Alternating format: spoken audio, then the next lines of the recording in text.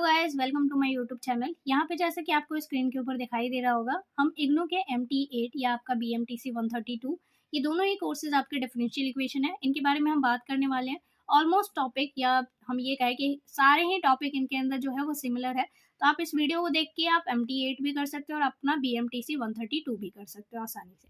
ठीक है, अब हम यहाँ पे यूनिट 2 डिस्कस कर रहे हैं, जो कि आपको पता ही है कि इसके अंदर हम मेथड्स डिस्कस कर रहे हैं कि किस तरीके से फर्स्ट ऑर्डर और फर्स्ट डिग्री वाले डिफरेंशियल इक्वेशन को सॉल्व किया जाता है। ठीक है, तो इसके अंदर इसी वीडियो को आगे बढ़ाते हुए आज हम यहाँ पे थर्ड मेथड जो है सॉल्व करने का उसको डिस्कस करने वाले हैं। जैसे कि आपको अपनी स्क्रीन के ऊपर दिखाई दे ही रहा होगा, यहाँ पे मैंने थर्ड मेथड लिखा हुआ है। ऑलरेडी मैं आपको 2 मेथड पढ़ा चुकी हूँ, जो कि आपका इंस्पेक्शन और दूसरा जो है होमोजीनियस है। तो अगर आपने उन वीडियोस को नहीं देखा तो प्लीज़ उस वीडियो को देख लेना, क्योंकि इसके अंदर जो यूज़ करेंगे हम रूल्स वो मोस्टली ऐसे होंगे जो इंस्पेक्शन मेथड से आए हुए होंगे। तो प्लीज़ उन वीडियोस को पहले देख लेना, ठीक है।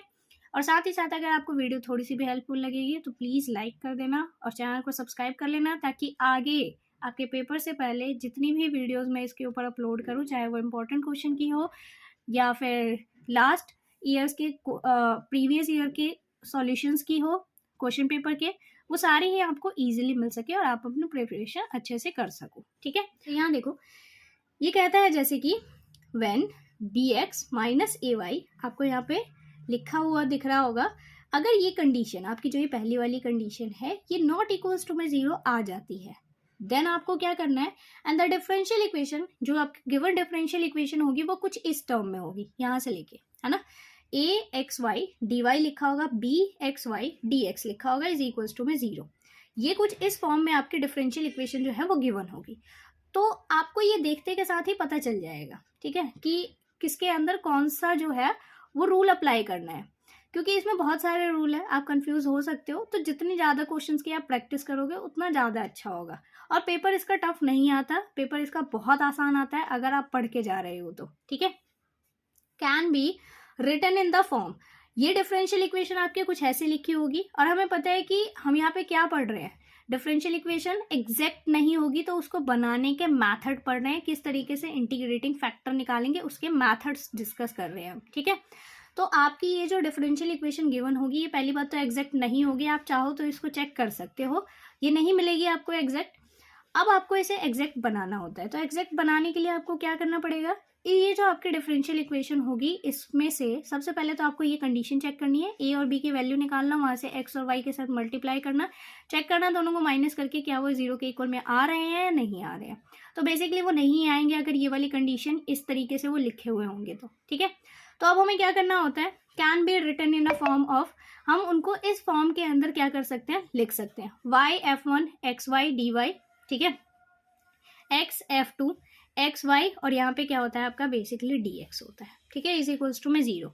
तो अब इनका जो इंटीग्रेटिंग फैक्टर है ये वाला 1 में bx minus ay is an integrating factor, इस वाली इक्वेशन के लिए ये आपका क्या हो जाता है, इंटीग्रेटिंग फैक्टर हो जाता है। आई होप आपको इतना क्लियर हो गया होगा, और नहीं भी हुआ तो मैं आपको एक एग्जाम्पल लेती हूँ और उसकी हेल्प से समझाने की कोशिश करती हूँ कि किस तरीके से आपको इसे सॉल्व करना है, क्योंकि ये जो क्वेश्चन होता है ना ये आपसे मतलब कि ज़्यादा नंबर में ही पूछा जाता है, शॉर्ट में नहीं आते ये क्वेश्चन। ठीक है, तो इनको करके जाओ, ज़्यादा अच्छे नंबर गेट करोगे आप, और आप आसान भी है ये तो कर ही लो तो अच्छा है। तो जैसा कि आपको क्वेश्चन यहाँ पे दिखाई दे रहा होगा, ये कह रहा है कि solve y x y plus में 2x² y square dx plus x y minus x² y square dy is equals to में 0। इसको आपको क्या करना है, सॉल्व करना है बेसिकली। तो आपको दिख ही रहा होगा यहाँ पे आसानी से, ये xy है, xy है यहाँ पे भी xy, यहाँ पे भी xy। तो बेसिकली हम यहाँ पे अगर देखें तो a जो होगा वो भी आपका xy में लिखा गया होगा, b जो होगा वो भी यहाँ पे आपका xy में लिखा गया होगा। और यहाँ पे ध्यान देना कि ये आपका f2 के साथ ना dy है और f1 के साथ dx है। ठीक है, ये मैंने गलती से लिख दिया था यहाँ पे, तो ये चीज़ आप करेक्ट कर लेना अपनी।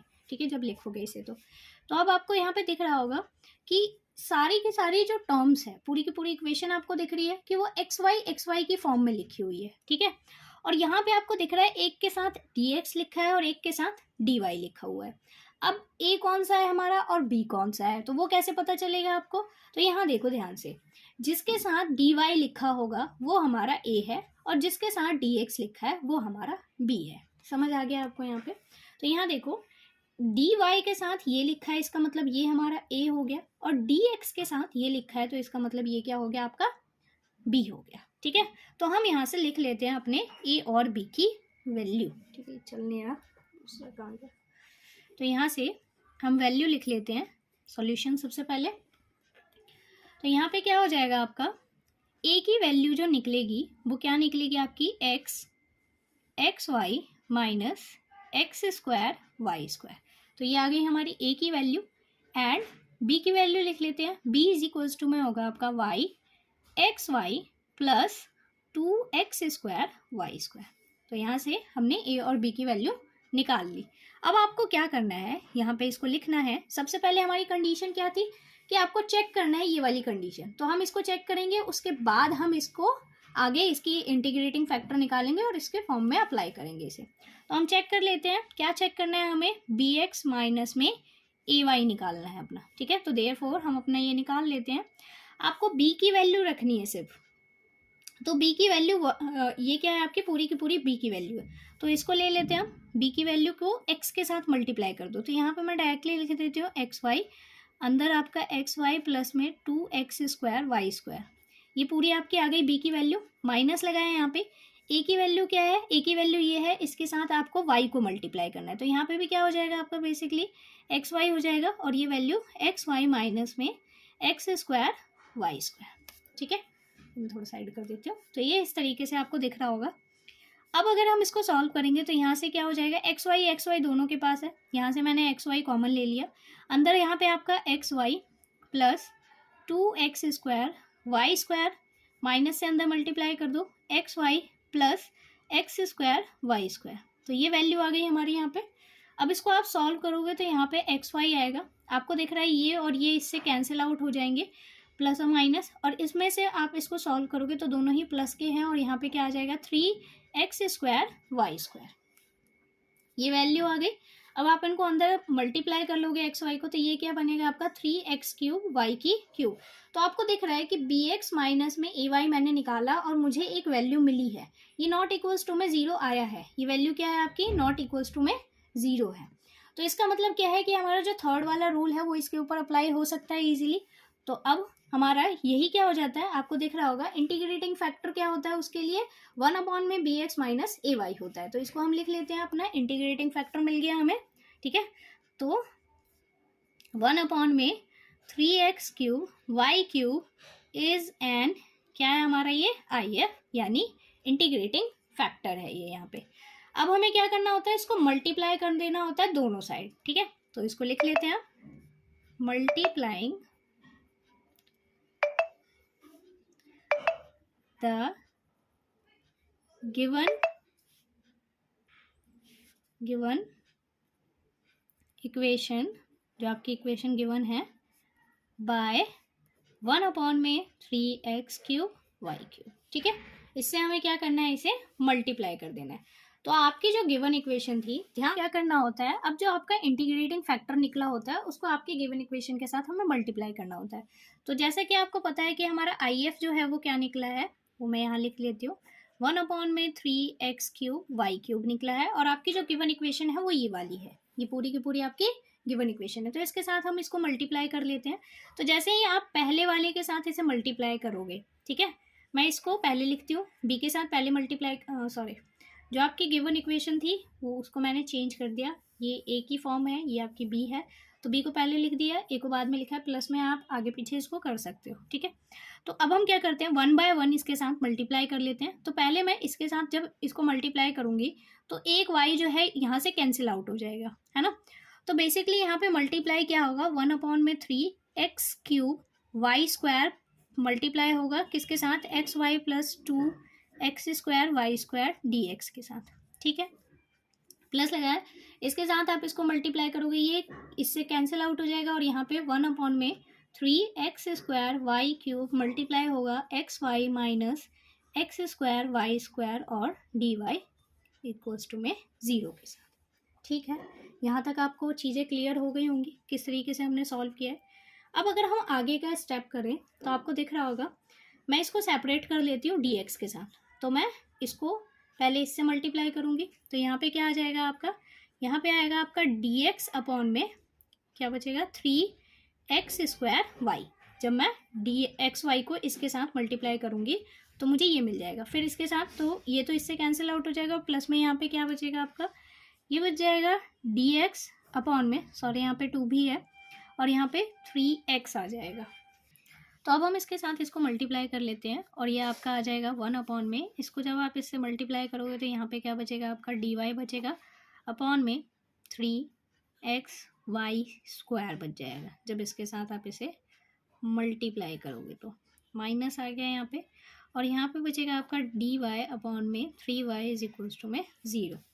तो ये यहाँ पे मल्टीप्लाई हो गया इंटीग्रेटिंग फैक्टर से और आपकी इक्वेशन कुछ इस तरीके से बन जाएगी। अब हम इसको जैसे ही आगे सॉल्व करेंगे तो ये आपका क्या आ जाएगा, ओके। तो नेक्स्ट स्टेप में हम इसको लिखेंगे, कुछ सेपरेट कर लेते हैं। dx अपॉन में 3x² y है आपका, इसको उठा के इसके साथ लिख लेते हैं। dy अपॉन में 3xy² दे रखा है, इन दोनों को हमने साथ में लिखा, प्लस में इसको जैसे ही आप सेपरेट करोगे 2/3 और इसको मैंने लिख दिया 2/3 और dx अपॉन में x, ठीक है। माइनस में यहाँ पे 1/3 आपका बाहर आया और dy अपॉन में y इज इक्वल्स टू में 0।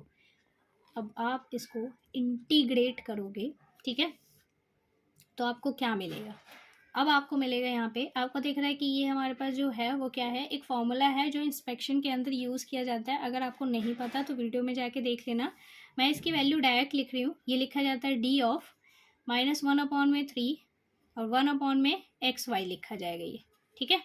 और यहाँ पे क्या बच जाएगा 1/2, इसका लिख लेते हैं 2/3, इसका क्या हो जाएगा ln x, log x हो जाएगा आपका -1/3 और ln y हो जाएगा इज इक्वल्स टू में आपका 0 आ जाएगा, ठीक है। तो यहाँ पे तो फॉर्मूला लग गया आपका, तो बेसिकली ये सॉल्व हो जाएगा और सॉल्व होने के बाद जो आपके पास लास्ट सॉल्यूशन आएगा वो क्या आएगा 1/3 xy plus 2/3 ln x minus 1/3 ln y, और यहाँ पे आ जाएगा आपका एक कांस्टेंट c1 इंट्रोड्यूस कर लेते हैं। अब यहाँ पे क्या आएगा, ये इसको उठा के अगर मैं सेपरेट कर दूँ, अब इसको हम लिख लेंगे। आपको दिख रहा है कि 1/3 सबके अंदर कॉमन है, तो यहाँ से हम 1/3 बाहर ले लेते हैं, यहाँ अंदर बच जाएगा -1/xy प्लस यहाँ पे 2 ln x बचेगा माइनस का, यहाँ पे क्या हो जाएगा ln y हो जाएगा इज इक्वल्स टू में 3, ये 3 इधर जाके मल्टीप्लाई हो जाएगा आपका c1 के साथ, तो क्या लिखा जाएगा ये -1/x/y 2 ln x minus ln y is equals to में 3c1 लिखा जाएगा, ठीक है। अब इस -1/xy को भी उधर ले जाके रख देते हैं और इन दोनों के अंदर हम प्रॉपर्टी लगा लेंगे। तो ये 2 है, यहाँ से ऊपर चला जाएगा और यहाँ पे ln x² हो जाएगा, माइनस में यहाँ पे क्या हो जाएगा आपका ln y ही रहेगा इज इक्वल्स टू में ये उठ के इधर गया, तो 3c1 प्लस में 1/xy आ जाएगा, ठीक है। फिर उसके बाद जैसे ही हम यहाँ पे लॉग प्रॉपर्टी यूज़ करेंगे तो ये हो जाएगा ln x² y is equals to में, ये पूरा हमारा कांस्टेंट है, इस कांस्टेंट को हम 1 मान लेते हैं, कोई भी एक कांस्टेंट के रिस्पेक्ट में, तो हमने उसको c मान लिया 1/xy। ये आपका लास्ट सॉल्यूशन है, ठीक है, जो हमें रिक्वायर्ड था इसके लिए। अगर आपको ये मेथड समझ आता है तो वीडियो को लाइक करके चैनल को सब्सक्राइब करना मत भूलना। Thanks for watching.